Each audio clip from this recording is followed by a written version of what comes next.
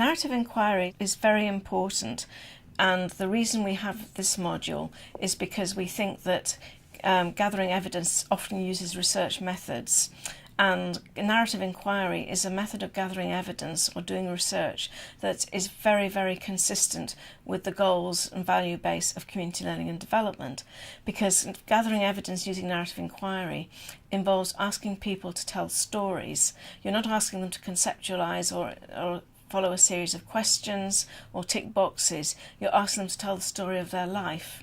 And what we do in CLD is we affect people's lives. So what I hope that people will gain from learning about narrative inquiry is they'll get a tool they can use which is consistent with what we do in CLD and which will give evidence of how we've made differences to people's lives. So I'm hoping they'll take it away and use it as a form of qualitative inquiry for gathering evidence.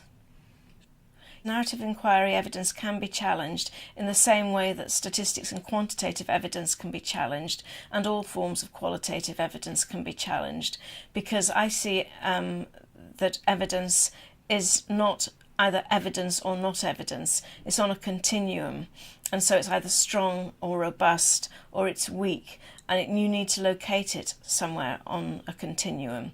And the way we use triangulation to make sure that qualitative evidence is robust by showing that there's more than one way of demonstrating that something's been effective.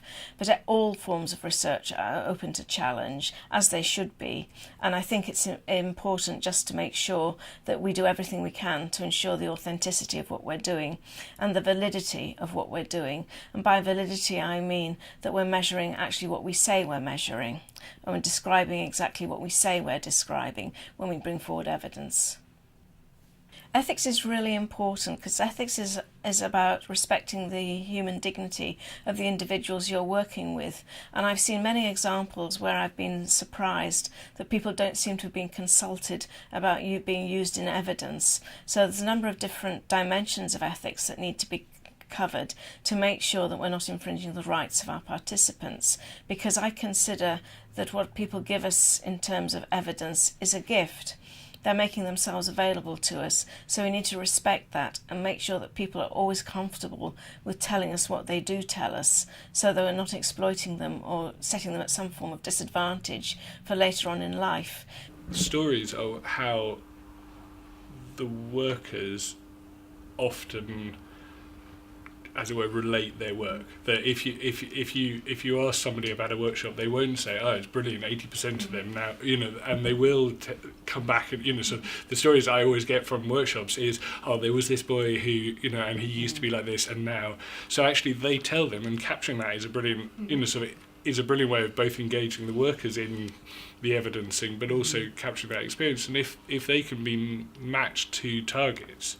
But the anxiety of the workers as we're doing this, is it going to be as strong as saying 80% of people, are now turning up to classes at school, or, In this session on narrative inquiry and ethics, we often see extensive discussion about the relative merits of different forms of doing research, like observation, focus groups, and narrative inquiry.